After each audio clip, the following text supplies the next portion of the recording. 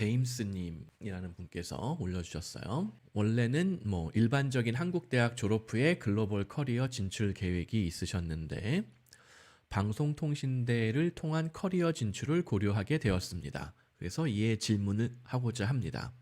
아직 아무 대학교에 지원이나 입학을 하지 않았고 컴퓨터 사이언스를 전공하기를 원합니다.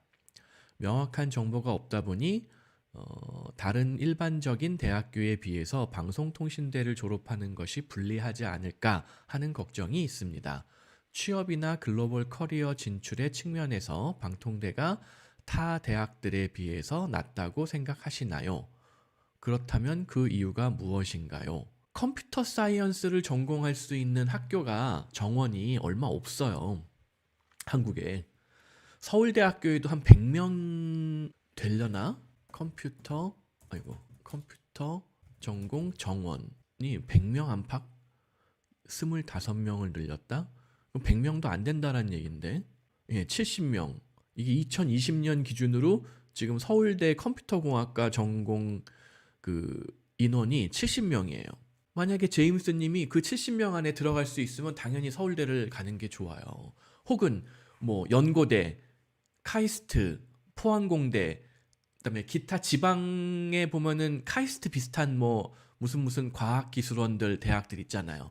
그런 데에 컴퓨터 과학과 컴퓨터 공학과 들어갈 수 있으면은 방통대보다 낫다고 생각해요. 그런데 지방 국립대 정도만 돼도 제 생각에는 방통대보다 못할 수도 있어요. 제가 무조건 못하다 이렇게는 말씀드리진 못하겠는데 못할 수도 있어요. 얼마 전에도 그런 거 있었잖아요. 무슨 뭐 사우디랑 뭐죠? 그 뭐였더라? 무슨 뭐 엑스포 붙어가지고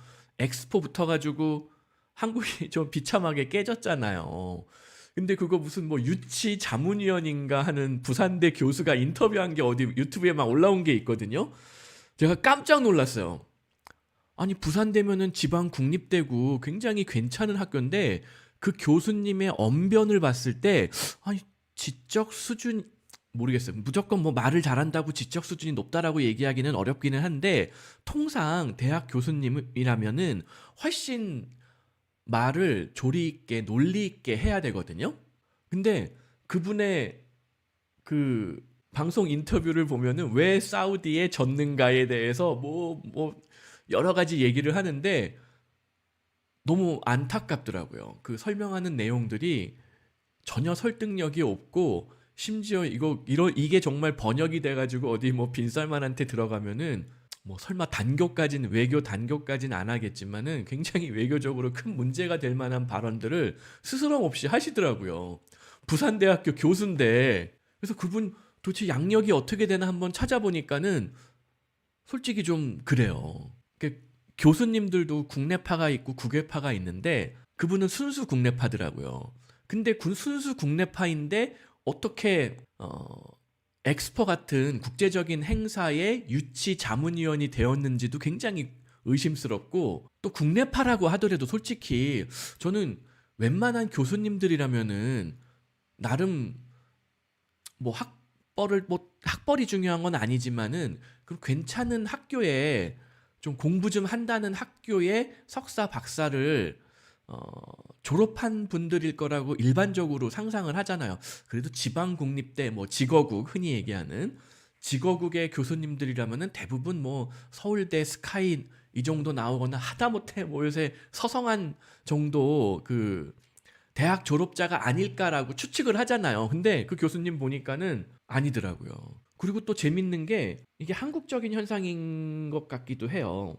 해외에서는 학사, 석사, 박사를 같은 학교에서 쭉 이어서 하는 경우가 굉장히 드물거든요. 뭐 하버드 학사 나온 사람이 뭐 석사는 저기 스탠포드 가서 하고 뭐 박사는 저기 MIT에 가서 하고 하는 경우들이 흔해요. 그리고 그거를 일반적으로 더 아카데믹한 이런 그 시장이라고 그럴까? 이런 데서 조금 더 쳐주는 것도 있어요. 어떤 사람이 그냥 뭐 MIT만 학사, 석사, 박사 했다. 뭐 그걸 뭐 그걸 가지고 뭐 그 사람을 뭐 폄하하거나 그건 아니지만은 굉장히 보링한 그 경력을 가졌구나. 이렇게 오해할 수도 있단 말이에요. 오히려 외국에서는. 근데 한국에서는 교수 자리에 올라가는 분들 한국에서 특히 이제 뭐 보면은 학사 석사 박사를 그냥 한 학교에서 졸업한 분들이 많더라고요. 그 이유를 저도 잘 모르겠는데 한 번 줄을 잡으면은 그 줄을 따라서 무조건 충성을 다해야지 교수라는 직종까지 이어지는 가능성이 높아지는 게 아닌가. 한국이라는 사회에서는 학연 지연 뭐 이런 게 굉장히 중요하잖아요. 뭐 어디 연대 다니다가 고대 가면은 구박받고 고대 다니다가 연대 가면은 구박받고 뭐 이런 게 있는 것 같아요 아마도. 그런데 아무튼 방송통신대학교가 왜 그러냐, 웬만한 직어국이나 웬만한 서울 시내 사립대학교 교수님들보다 방통대 교수진의 일반적인 연구 성과나 뭐 흔히 얘기하는 학력 학벌이 나쁘지 않아요. 제가 알기로는 그래요. 한번 찾아볼까요? 방통대 교수진 명단이 다 올라와 있죠. 한 분, 두 분, 세 분, 네 분, 다섯 분, 여섯 분, 일곱, 여덟 분 있네요. 뭐 밑에 있는 분이 제일 말단이시겠죠? 아무래도 맞나? 이분의 학력이 어떻게 되는지 한번 볼까요? 여기 나오나 이런 게? 네, 이분 보세요. 서울대 수학과 출신이잖아요. 석사, 공학 석사, 컴퓨터공학과, 공학 박사까지 하셨고 뭐 커리어도 굉장히 훌륭하세요. 서울대학교 의료정보센터 교수 출신이시고 뭐 인하대학교 BK21 사업단 연구교수 출신이시고 건대에서 강사하셨고 HM연구소는 뭐 하는지 제가 잘 모르겠네요. 아무튼 이분이 지금 제일 젊은 교수님이신 것 같은데 제일 밑에 있으니까 이 정도면은 이런 교수님 밑에서 공부해 볼 수 있는 기회가 서울 아니 뭐 한국 내의 대학교 몇 군데 대학교에서 있을 것 같으세요. 제 생각에 별로 없을 것 같거든요. 코엑스랜다. 엑스포 박람회 유치 자문위원 교수님 하고 비교해 보면은 게임이 안 돼요. 부산대 교수하고 방통대 교수하고 이 연구 성과라던가 뭐 학력이라던가 뭐 경력이라던가 제가 이렇게 쓱 보면은 훨씬 좋아요, 방통대가. 그리고 방송통신대는 또 장점이 뭐냐면은 자, 컴퓨터 과학과 같은 경우는 특히나 경력이 어떻게 보면 더 중요할 수도 있어요. 학력 전공도 물론 고려가 되지만은 실질적인 경력이 더 중요할 수가 있거든요. 근데 뭐 직어국이나 일반 국립대나 무슨 뭐 서울에 있는 사립대학들 풀타임으로 그 대학을 다니면서 취업 활동을 할 수 있느냐 쉽지 않잖아요. 하지만 방통대는 자기가 시간을 관리하면서 직장 생활을 하면서 대학 수업을 들을 수가 있다는 거죠. 그러면은 학력 전공과 더불어서 경력을 쌓는 데도 도움이 되고 또 자기가 시간을 관리할 수 있으니까 영어 공부, 어학 공부할 때도 훨씬 더 유리할 것 같다는 거예요. 그리고 실제 방통대는 국립대학이에요. 자, 사학비리 일반적인 사립대학 뭐 서울 시내도 마찬가지고 뭐 지방 사립대는 말할 것도 없고 옛날에 뭐 그런 학교 있었잖아요. 무슨 뭐 공무원이 강한 무슨 학교 해가지고 뭐 라디오에 뭐 이런 데 광고 엄청 하던 뭐 지방에 있는 무슨 학교가 있었는데 대학교 그 총장이 미국의 어디 듣보잡 비자 학교 출신이었단 말이죠. 네, 기억도 안 나요. 무슨 동양대학교였나? 동양대 총장인가 무슨 동양대 총장의 미국 학위 해가지고 검색해보세요. 제가 블로그에도 올려놓은 거 있어요. 가짜 박사 이런 분이 총장이에요. 이런 학교 가서 뭐 할 거예요? 상식적으로 이런 학교 가서 배우는 게 하나도 없다는 거예요. 솔직하게 학비 낭비, 시간 낭비. 학비보다도 그 시간과 기회, 젊었을 때 얻을 수 있는 여러 가지 경험 이런 거에 대한 기회 뭐 그게 낭비가 된다는 거예요. 그래서 저는 방통대를 더 권해드리고 싶어요. 그리고 한국에서 국립대 출신이기 때문에 어쨌든 국립대 출신이기 때문에 해외에서 학위 인정이 더 잘 돼요. 어디에 허접한 사립대학교다. 왜냐면은 코리아 방통대학교의 정식 명칭은 코리아 오픈 유니버시티인가 그래요. 코리아 내셔널 오픈 유니버시티인가? 예. 코리아 내셔널 오픈 유니버시티예요. 이러면은 오히려 해외에서 볼 때는 여기는 국립대학교구나. 그러면 일정 수준 이상의 퀄리티가 보장이 되겠구나. 이렇게 생각을 해요. 실제로 다른 나라들에도 이런 오픈 유니버시티라는 학교들이 꽤 많아요. 영국에도 있고 뭐 호주에도 있고 심지어 이스라엘에도 있는데 이스라엘 방통대 출신으로 챗GPT 창업한 사람도 있어요. 제가 이거 며칠 전에도 올렸던 것 같은데 볼까요? 샘 얼트만하고 싸운 사람이 있어요. 어디 갔어? 제가 며칠 전인가 지난주인가 올린 글에 보면은 샘 얼트만하고 죽어라 막 피 터지게 싸워가지고 뭐 쫓겨났다가 다시 복귀하고 한 사람 중에 일리아 수축해버라는 사람이 있어요. 이스라엘 사람이에요. 그러니까 유대인이에요, 유대인. 러시아에서 출생한 유대인인데 옛날에 뭐 고르바초프 뭐 이런 거 기억하시는 분들 있는지 모르겠는데 그 소련이 망하면서 붕괴되면서 이스라엘로 망명 온 거예요. 난민으로 넘어온 거예요. 러시아가 너무 혼란스러우니까. 그래서 이 사람이 어느 학교를 다녔느냐? 이스라엘 방송통신대학교 나왔어요. 이스라엘에도 방송통신대학교가 있어요. 여기 있잖아요. 오픈 유니버시티 오브 이스라엘. 이게 이스라엘 방통대예요. 여기서 공부한 누구야?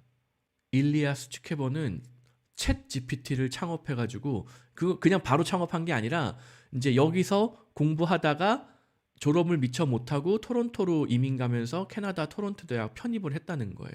해외에서는 이게 잘 안 알려져 있는데 직전 학교의 학점을 그 다음 학교 입학에 굉장히 비중을 많이 차지해요. 무슨 말이냐면은 이거 방통대에서 학점을 굉장히 관리를 잘했다. 그리고 나 영어 IELTS 6.5, 7.0 만들 수 있다. 이런 분들 저한테 연락 주시면은 그다음에 나 학비 낼 자신이 있다. 아주 비싼 학비도 낼 자신이 있다 하는 분들 저한테 연락 주시면은 미국의 아이비리그도 시도해 볼 수가 있어요.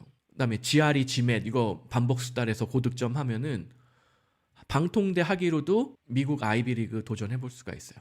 혹시 아이비리그를 못 가더라도 탑20 얼마든지 도전해 볼 수가 있다는 거예요. 그 직전에 어떤 학교를 다녔는가를 전혀 고려하지 않는 것은 아니지만 이름 없는 듣보잡 학교에서 해서라도 학점이 굉장히 좋고 영어 점수 뭐 기본 넘기고 GRE, GMAT은 반복 숙달이거든요. 고득점 하려면은 한국 수능 뭐 반복 문제 찍기 하듯이 GRE, GMAT 한 1, 2년 빡세게 반복 숙달하면은 대부분의 한국 학생들이 고득점 받는 편이에요. 그래서 그런 것들이 몇 가지가 준비가 잘 되면은 방통대 출신도 얼마든지 미국의 비싼 학비 명문대학을 갈 수가 있어요. 문제는 학비를 낼 능력이 안 돼서 1년에 학비 1억씩 낼 준비라던가 능력이 안 돼서 못 가는 경우가 대부분이라는 거예요. 그다음에 그 길을 모르니까 아예 시도도 안 하고 실제로 방통대 졸업하고 제가 도와드린 분들 중에 유럽에서 노벨상 몇 개씩 받은 유명한 명문대학 학비 면제로 들어간 학생들은 수두룩해요. 학비 면제 혹은 아주 저렴하게 유럽에 있는 대학원들. 그래서 저는 하여튼 방통대를 조금 더 권해드려요. 자, 뭐 스카이나 뭐 한 서성한 정도, 그다음에 무슨 뭐 카이스트 뭐 포항공대 및 기타 지방의 그 과기원들 많이 있거든요. 그 정도 레벨의 컴퓨터 과학과를 들어갈 게 아니라면은 괜히 학비 비싼 사립대학들, 뭐 특히 지방 사립대, 직어국조차도 막상 그 교수님들 그 커리어를 보면 좀 아니다 싶어요. 교수님 이런 분 밑에서 굳이 내가 배워서 뭐 대단한 걸 배울 수 있을까? 그런 느낌이 굉장히 강해요. 한번 찾아보세요. 이번에 부산대 교수님, 외국에서 공부한 적은 없는 교수님이에요. 보니까 엑스포 유치 자문위원으로 나왔던 교수님, 한번 유튜브에 검색해서 그분의 그 인터뷰 내용을 보면은 어떻게 이런 분이 교수를 할 수 있을까 깜짝 놀라실 거예요. 그래서 아무튼 저는 웬만하면은 방통대를 권하고 싶다. 학비도 저렴하고 경력도 동시에 쌓을 수가 있고 오히려 교수진의 연구 성과라든가 경력을 보면은 웬만한 서울 사립대 뺨친다. 더 좋은 경우들도 많다.